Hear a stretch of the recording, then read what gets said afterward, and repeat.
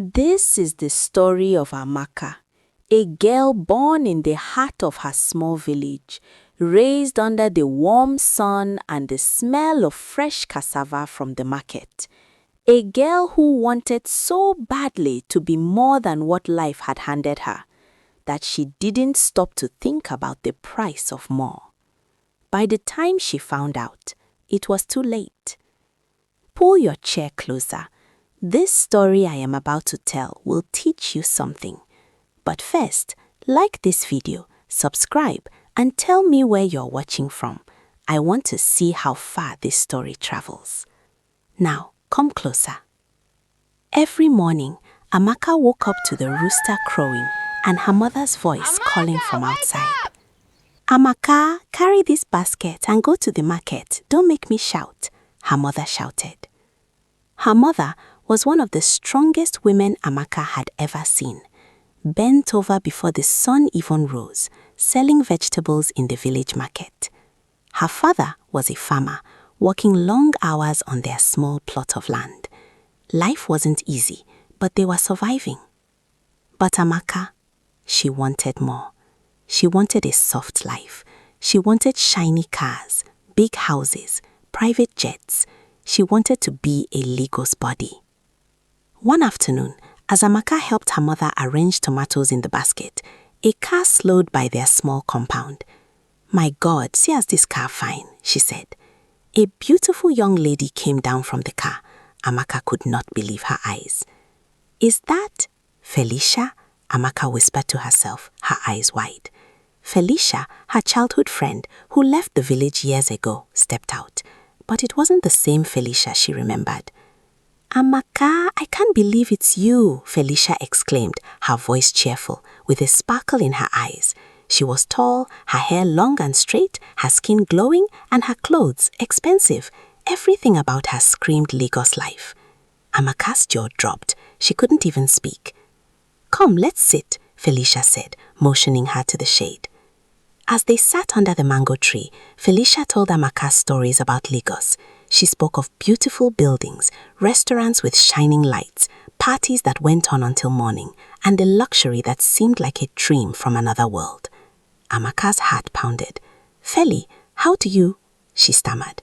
Felicia smiled knowingly. "Amaka, Lagos is not for small girls, but if you're smart, you can make it too." Amaka swallowed hard. "I want to go. I want to see this life. I want to be like you."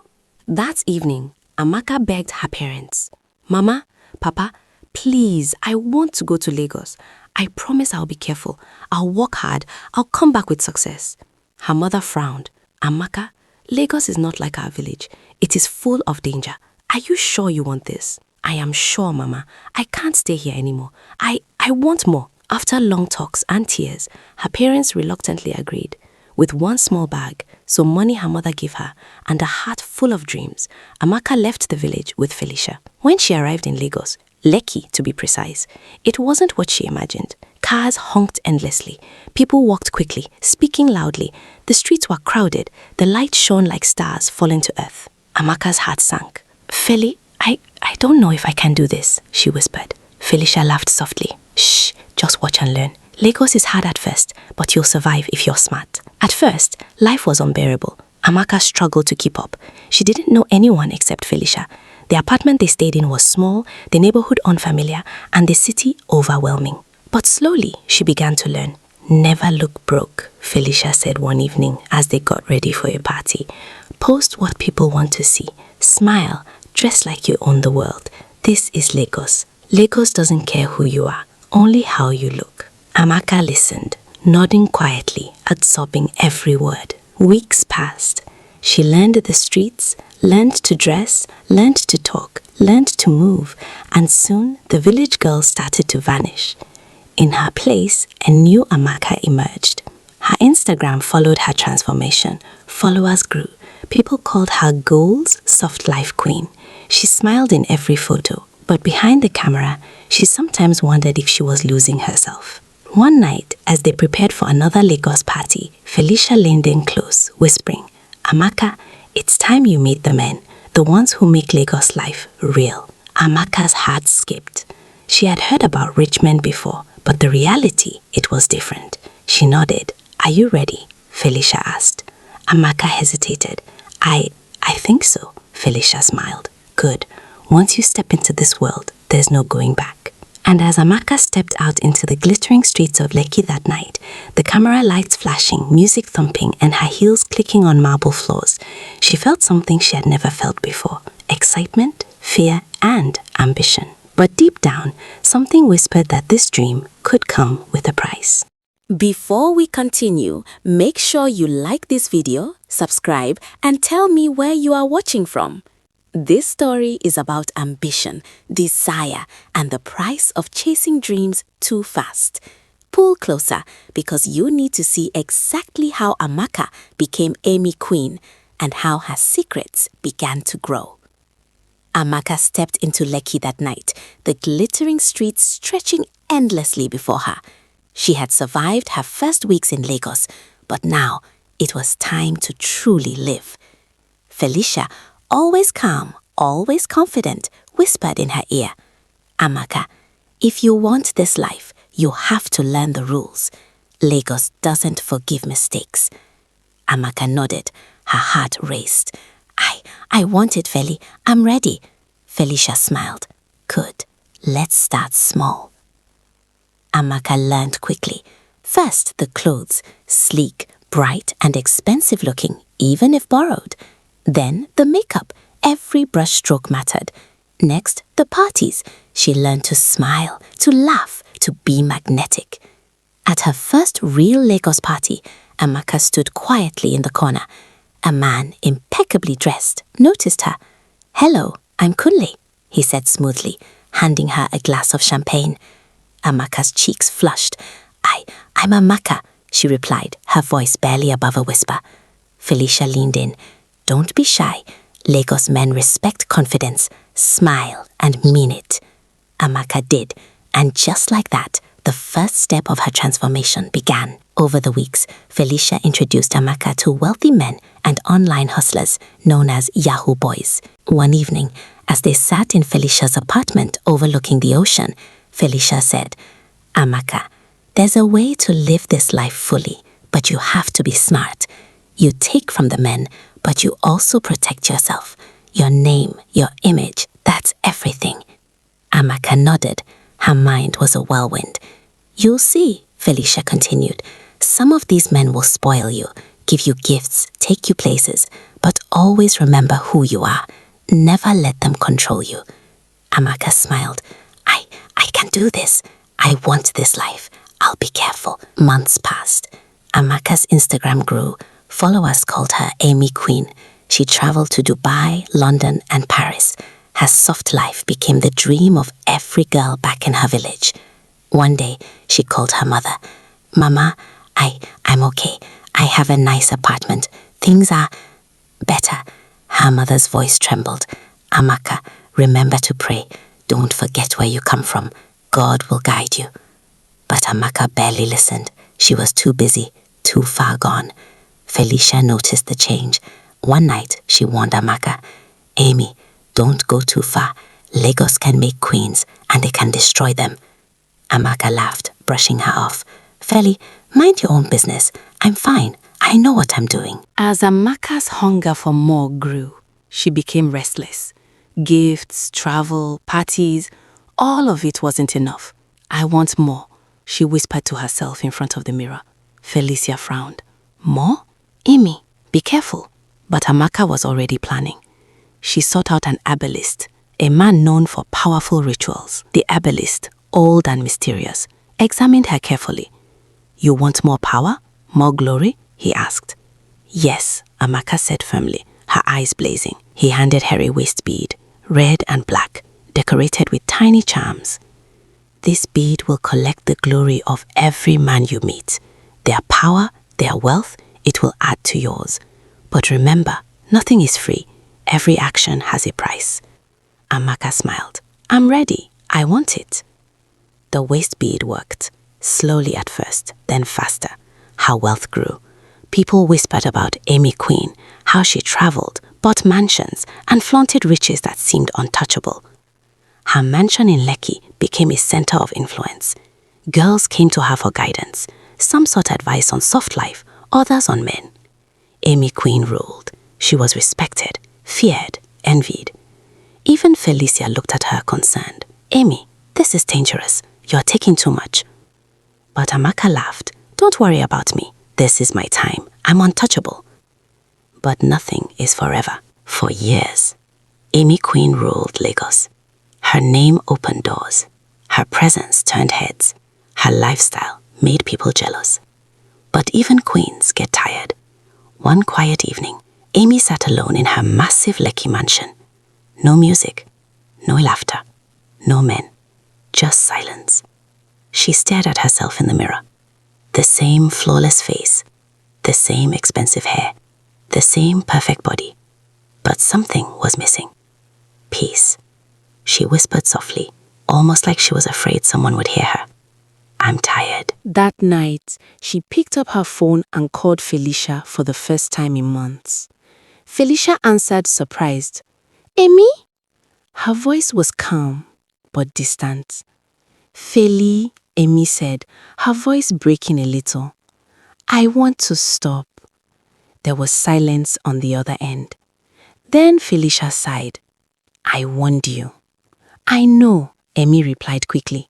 But I'm serious. I want a normal life. I want peace. I want a home. Felicia's voice softened. Then leave Lagos. Start fresh. But Amy, some things don't leave you easily. A week later, Amy Queen disappeared. No parties, no posts, no appearances. People talked. Where is Amy Queen? Did she travel? Did something happen? But nobody knew the truth. She moved to a new city, a quiet place, no noise, no pressure, no fake life. She changed everything. Her clothes became simple. Her makeup became light. Her name was no longer Amy Queen. She went back to being Amaka.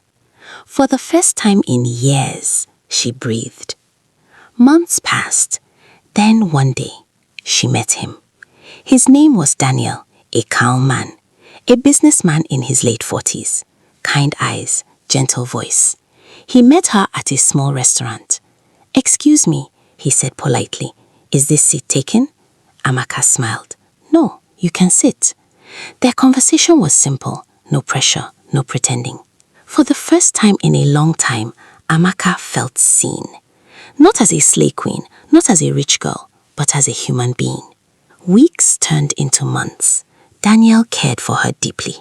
Amaka, he said one evening, holding her hand, I want to build a future with you. Her heart skipped. A future? Something real, something clean. She said yes. The day of the introduction came. Family gathered. Smiles everywhere. Joy filled the room. Amaka sat quietly, her heart full of hope. Maybe my life can change, she thought. Then suddenly, a voice cut through the room. Wait! Everyone turned. Daniel's younger brother stepped forward, his eyes fixed on Amaka. I know her. The room went silent. Amaka's heart dropped.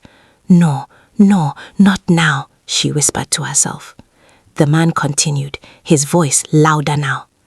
This is her. This is that Lagos girl, the one that used to follow rich men, the one all those yahoo boys used. Gasps filled the room. Murmurs spread. People began to whisper. Daniel looked at her, confused. Amaka, what is he talking about? Her lips trembled. Tears filled her eyes. I can explain, but it was too late. The damage was done. The introduction ended that day. No marriage. No future, no second chance. That night, Amaka sat alone. Again, just like before. But this time, it was worse. Days passed. Then, something strange began to happen. At first, it was small. A faint smell, like something rotten. Amaka frowned, sniffing herself. What is this? She bathed, changed clothes, used expensive perfumes. But the smell stayed. Days turned into weeks. The smell grew stronger, worse, unbearable. People began to notice. In shops, in public places, they would cover their nose, step away, whisper. Amaka cried, "What is happening to me?" She went to the hospital. Doctors ran tests. Nothing. Everything was normal, but the smell was not normal. Desperate, she returned to Lagos, to the one place she never wanted to go back to, the herbalist. He looked at her once and sighed. "You came back." Amaka fell to her knees. "Please, help me. I'm dying. I can't live like this." The old man shook his head slowly. "I warned you. That bead, it takes from others, but it also marks you." Tears streamed down her face. "What can I do? Please." The herbalist spoke quietly. "You must find every man you took from, every single one, and ask for forgiveness." Amaka froze. "Every man?" Her voice shook. I can't remember all of them." The herbalist closed his eyes. "Then your suffering will not end." And just like that, her last hope disappeared. She tried. She searched. The ones she found rejected her. "Get out! Don't come near me! What is that smell?" Doors slammed in her face. Again and again and again. Years passed. Amaka became richer, but more miserable. The more money she had, the worse the smell became. People avoided her. No friends, no love, no family. Just money and regret. Sometimes, late at night, she would sit alone and whisper, "I just wanted a better life." But now, she understood. Not every soft life is soft. Not every glory is a blessing. And not every shortcut leads to happiness.